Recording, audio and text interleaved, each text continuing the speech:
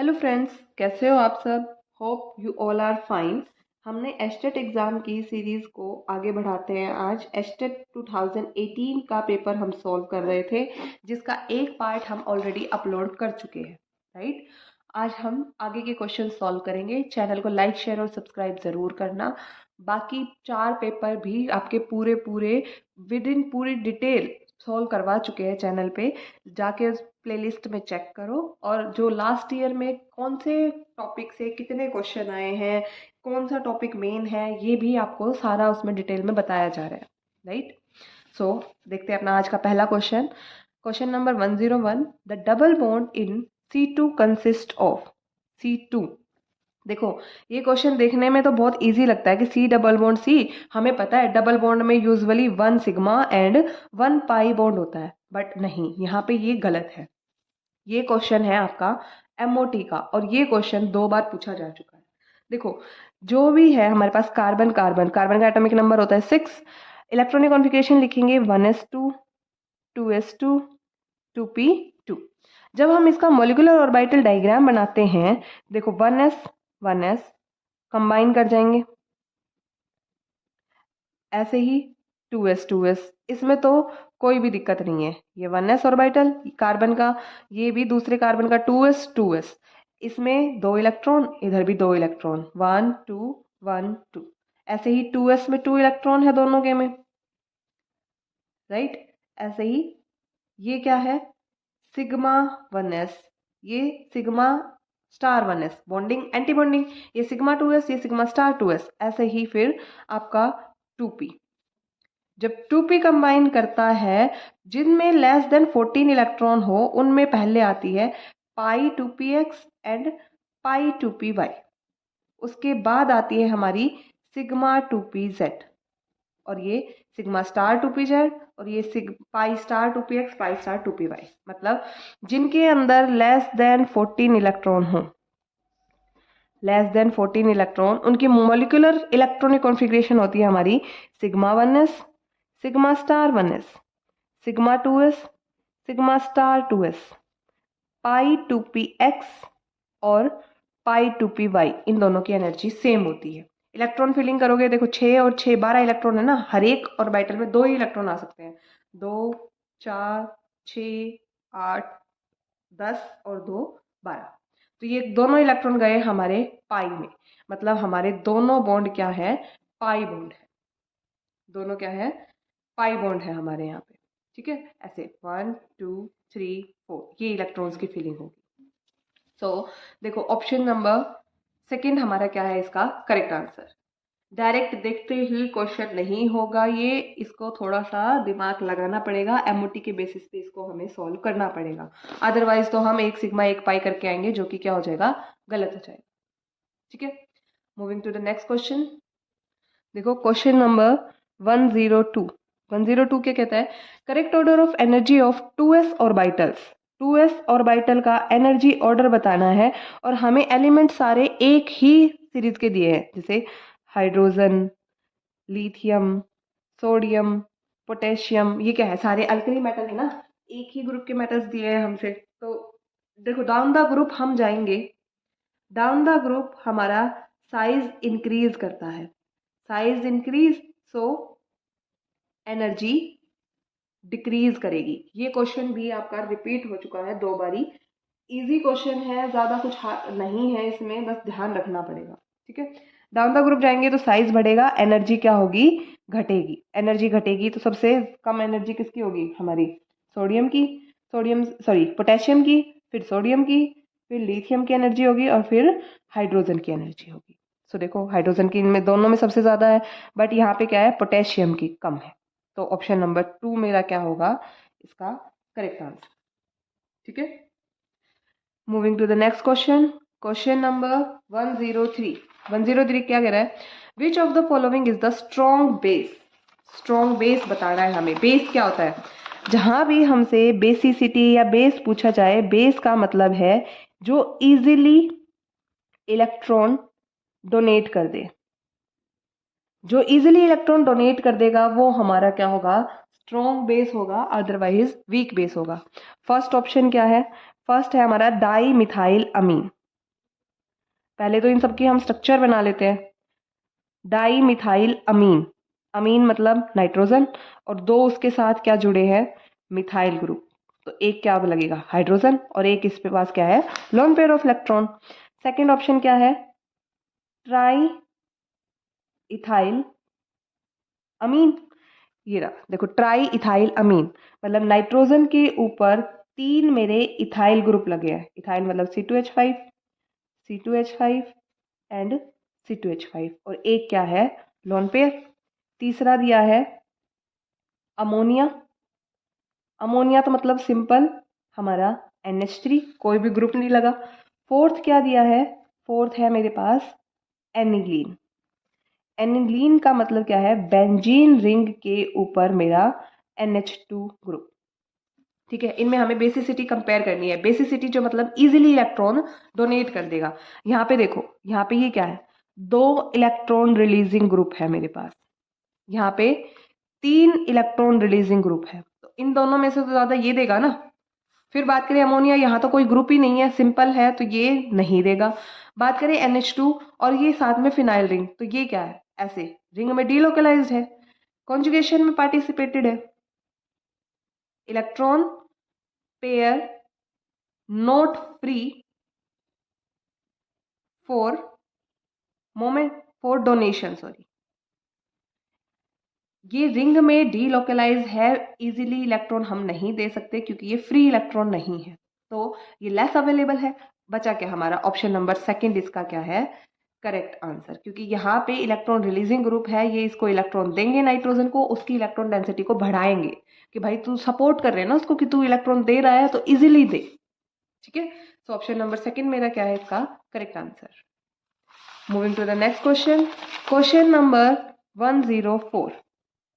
104 क्या कहता है, लोवेस्ट एंथैल्पी ऑफ एटमाइजेशन। क्या पूछा है इसने, लोवेस्ट एंथैल्पी ऑफ एटमाइजेशन। देखो, और ये सारे के सारे जिंक, स्कैंडियम, कॉपर, निकेल क्या दे दिए हमसे, डी ब्लॉक एलिमेंट दे दिए, जिनमें डी इलेक्ट्रॉन्स की फीलिंग हो रही है। तो देखो ध्यान रखना, more the number of unpaired electrons, more the number of unpaired electrons in d orbital, in d orbital, greater is the enthalpy of atomization।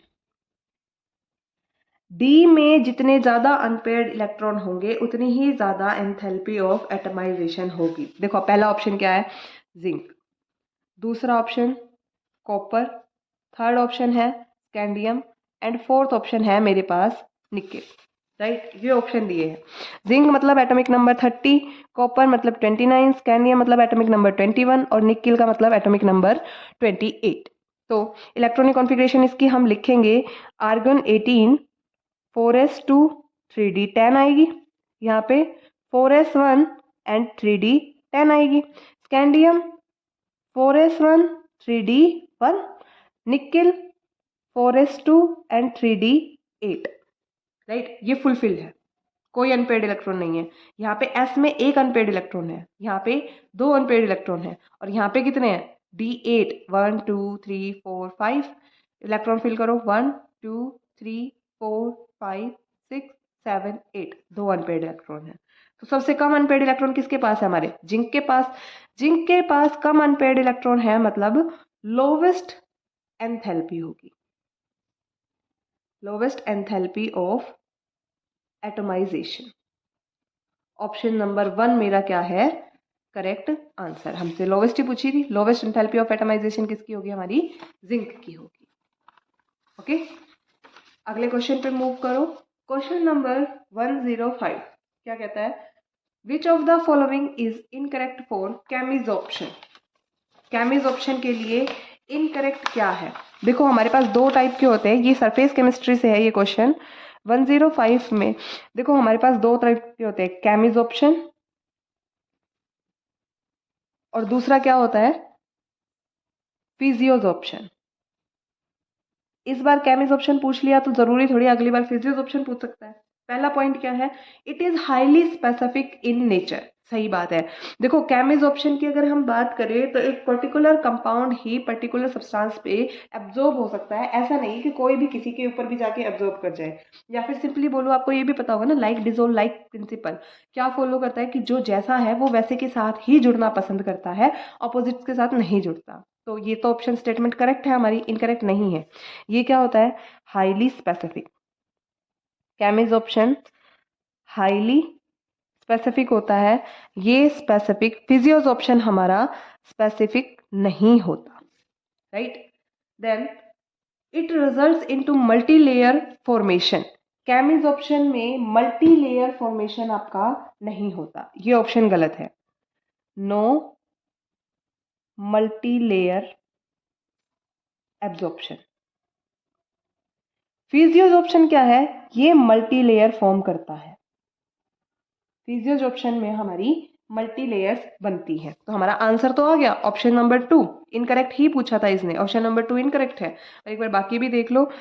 बाकी क्या कहता है, it caused by chemical bond formation. देखो नाम में ही पता है, नाम में ही केमिज ऑप्शन है तो मतलब केमिकल बॉन्ड्स बनाएगा। इसमें क्या होता है, फिजियोज ऑप्शन में होते हैं weak van der Waals forces of attraction. Weak van der Waals forces होते हैं। फिर केमिज ऑप्शन इरिवर्सिबल होता है और फिजियोज ऑप्शन हमारा रिवर्सिबल होता है। फिजियोज ऑप्शन अगर मैं बात करूं, जैसे हम मान लो बोर्ड के ऊपर चौक चला दें। अब बोर्ड के ऊपर चौक चला दिया तो जरूरी थोड़ी है, चौक तो दीवार पे भी चल सकता है, चौक फर्श पे भी चल सकता है, तो स्पेसिफिक नहीं है ना। और साथ में जैसे ये पेन चला मेरा, इसके ऊपर दूसरी लेयर तीसरी लेयर, ऐसे इसको मल्टी लेयर भी बना सकते हैं।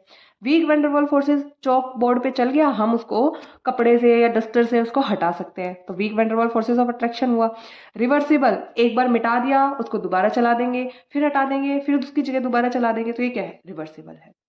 ठीक है, इजी है ना। सो ऑप्शन नंबर 2 मेरा इसका क्या है, करेक्ट आंसर। नेक्स्ट क्वेश्चन पे मूव करो। Question number 106। 106 क्या कहता है, देखो 106 क्या कहता है, with the dilution of molar conductivity of A solution. वैसे तो आपको ये पहले भी याद होगा, एक चार्ट बनाते हैं हम, ऐसा कुछ ग्राफ बनाते हैं, उसमें इनफाइनाइट डाइल्यूशन दिखाते हैं, यहाँ पे लैम्डा एम लेते हैं, यहाँ पे कंसंट्रेशन लेते हैं, और कुछ ऐसा वीक इलेक्ट्रोलाइट के लिए और ये स्ट्रॉन्ग इलेक्ट्रोलाइट के लिए लाइन आती है, राइट। लेकिन देखो with dilution molar conductivity, lambda M से डिनोट कर देती हूँ मैं इसको, ऑफ सॉल्यूशन क्या होती है, इंक्रीज होती है। आंसर क्या है मेरा इसका, ऑप्शन नंबर 1। एक बार इसका डिस्क्रिप्शन भी देख लेते हैं। देखो लैम्डा एम का फॉर्मूला क्या होता है, लैम्डा एम होता है मेरा कापा मतलब conductivity into 1000 divided by molarity, और मोलैरिटी क्या होता है मेरा number of moles divide by volume. जैसे डाइल्यूशन बढ़ेगा, जैसे मेरा डाइल्यूशन इंक्रीज होगा, मतलब वॉल्यूम मेरा बढ़ रहा है, वाटर बढ़ेगा ना डाइल्यूशन करने पे, वॉल्यूम बढ़ेगा, वॉल्यूम बढ़ेगा तो मोलैरिटी डिक्रीज होगी। मोलैरिटी डिक्रीज तो यहाँ पे ये डिवाइड में है ना, तो मेरा लैम्डा एम क्या हो गया, बढ़ेगा, इंक्रीज करेगा। विद डाइल्यूशन लैम्डा एम क्या होगा मेरा, बढ़ेगा। देखो अगर इसकी जगह बात कर ले स्पेसिफिक, ये मोलर कंडक्टिविटी थी, इसकी जगह अगर हमसे पूछ ले स्पेसिफिक कंडक्टिविटी या कंडक्टेंस, तो वो क्या होती है, डाइल्यूशन पे ऑन डाइल्यूशन डिक्रीज करेगी। ध्यान रखना इस पॉइंट को, मोलर कंडक्टेंस तो बढ़ेगी बट स्पेसिफिक कंडक्टेंस डिक्रीज करेगी। इसको एक और तरीके से हम एक्सप्लेन कर सकते हैं कि on dilution the number of ions increase, number of ions बढ़ते हैं। नंबर ऑफ आयन बढ़ेंगे मतलब डिग्री ऑफ डिसोसिएशन क्या होती है, बढ़ती है, और जितनी ज्यादा डिसोसिएशन होगी हमारा लैम्डा एम उतना ही ज्यादा होगा, मोलर कंडक्टिविटी उतनी ज्यादा बढ़ जाएगी। ठीक है, ओवरऑल कंक्लूजन क्या है कि हमारा ऑप्शन नंबर 1 इसका करेक्ट आंसर है। 3 तरीके से एक्सप्लेन कर दिया है मैंने अभी आपको। Moving to the next question, question number 107। 107 again electrochemistry का क्वेश्चन है। क्या कहता है, in which of the following delta G naught is correctly related. Delta G मतलब गिव्स फ्री एनर्जी। हमारा डेल्टा जी नॉट का सीधा फॉर्मूला होता है minus of n F E not cell. N क्या है, नंबर ऑफ इलेक्ट्रॉन्स F क्या है, फैराडे कांस्टेंट, जिसकी वैल्यू क्या होती है 96500 कूलम। और ई नॉट शेल क्या है, शेल पोटेंशियल। तो देखो इनमें तो माइनस ही नहीं है, तो गलत हो गया ये ऑप्शन। ये क्या है, NF sorry RTLN E not shell, गलत है। ऑप्शन नंबर 4 मेरा क्या है, इसका करेक्ट आंसर है। ऑप्शन नंबर 4 107 का करेक्ट आंसर है। अगले क्वेश्चन पे मूव करते हैं। नेक्स्ट है मेरा क्वेश्चन नंबर 108। देखो ये बहुत अच्छा क्वेश्चन है, पर ये एस्टेट में फिर रिपीट नहीं हुआ, लेकिन इसका मतलब ये तो नहीं है ना कि आगे भी रिपीट नहीं हो सकता है। देखो क्या बोला है, the flocculating power of which of the following is the highest for coagulation of Al2O3.XH2O7। अब देखो फॉक्यूलेटिंग पावर क्या होती है, सबसे पहली बात तो समझते हैं इस क्वेश्चन को, ताकि आगे इसके गलत होने के चांसेस हमारे खत्म हो जाए, राइट। फॉक्यूलेटिंग पावर मेरी होती है amount of electrolyte, amount of electrolyte needed for precipitation of 1 liter colloidal solution। मतलब 1 लीटर कोलोइडल सॉल्यूशन है, उसको जमाने के लिए, उसके प्रेसिपिटेट बनाने के लिए जितना अमाउंट हमारा इलेक्ट्रोलाइट का यूज होगा, वो क्या है, हमारी फॉक्यूलेटिंग पावर है। ठीक है, फॉक्यूलेटिंग पावर, और अगर डिटेल में बोलूँ तो मैं, फॉक्यूलेटिंग पावर हमारी इनवर्सली प्रोपोर्शनल होती है किसके, कोगुलेशन के। दोनों एक दूसरे से इनवर्सली प्रोपोर्शनल होती है। और इस क्वेश्चन को हम कैसे सॉल्व करेंगे, डायरेक्ट आप इसके लिए पॉइंट याद रखोगे, more the negative charge more is the flocculating power. सिर्फ ये की पॉइंट आप याद रखोगे कि जितना ज्यादा नेगेटिव चार्ज होगा उतनी ही ज्यादा फॉक्यूलेटिंग पावर होगी। तो देखो हमसे यही पूछा है क्वेश्चन में, which the following flocculating power of which of the following is highest for coagulation of, किसके लिए फॉक्यूलेटिंग पावर हाईएस्ट होगी। तो इनमें जिसमें से सबसे ज्यादा नेगेटिव चार्ज, उसकी फॉक्यूलेटिंग पावर ज्यादा। देखो Al3 पॉजिटिव, पॉजिटिव है ये तो, SO4 2 नेगेटिव, इसकी होनी चाहिए इससे ज्यादा, लेकिन यहाँ पे देखो FeCN6 4 नेगेटिव दे दिया, 4 नेगेटिव तो हाईएस्ट हो गया ना। तो इसका मेरा आंसर होगा ऑप्शन नंबर 3, जितना ज्यादा नेगेटिव चार्ज उतनी ही ज्यादा फॉक्यूलेटिंग पावर। अगर यहाँ पे सारे के सारे पॉजिटिव दिए होते तो हम क्या करते, less the positive charge more is the flocculative power, right. तो इसका ऑप्शन नंबर 3 मेरा क्या है, correct answer. Moving to the next question, question number 109। 109 क्या कहता है, the correct order of increasing bond dissociation enthalpy among the following is.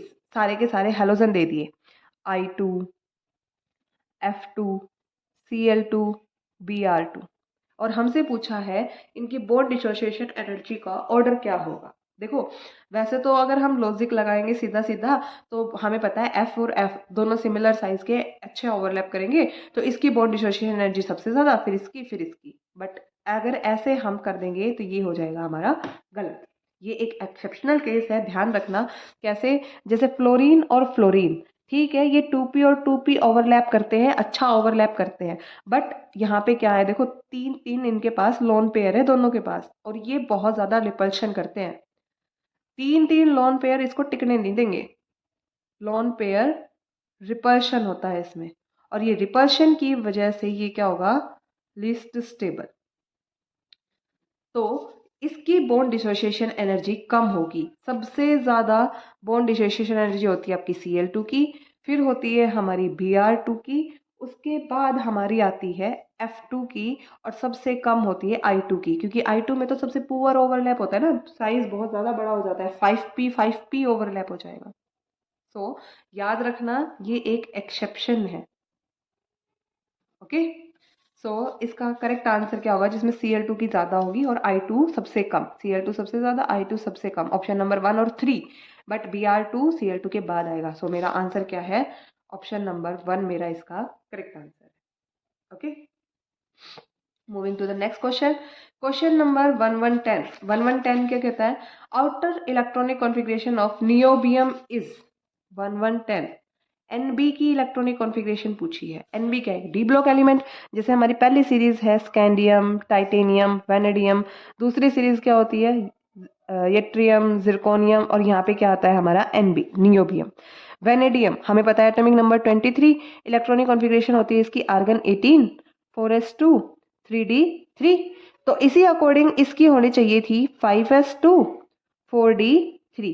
अब इतनी आसान होती तो ये देता नहीं ना, राइट। तो ये क्या है, नहीं है, ये भी क्या है, एक एक्सेप्शन है, ध्यान रखना। नियोबियम की इलेक्ट्रॉनिक कॉन्फ़िगरेशन हमारी होगी 5s1, 4d4। ये हमारा इसका करेक्ट आंसर है। ये क्वेश्चन भी 2 बार रिपीट हो चुका है आपका। देखो 1110 ऑप्शन नंबर हमारा फर्स्ट क्या है इसका करेक्ट आंसर। ध्यान रखना, थर्ड ऑप्शन नहीं है, ऑप्शन नंबर मेरा फर्स्ट इसका correct answer. That's all for today. बाकी के क्वेश्चन नेक्स्ट वीडियो में डिस्कस करेंगे। पूरा डिटेल में आपको एक्सप्लेन किया जा रहा है। वीडियो को लाइक शेयर सब्सक्राइब करना तो बनता है। Thank you, have a nice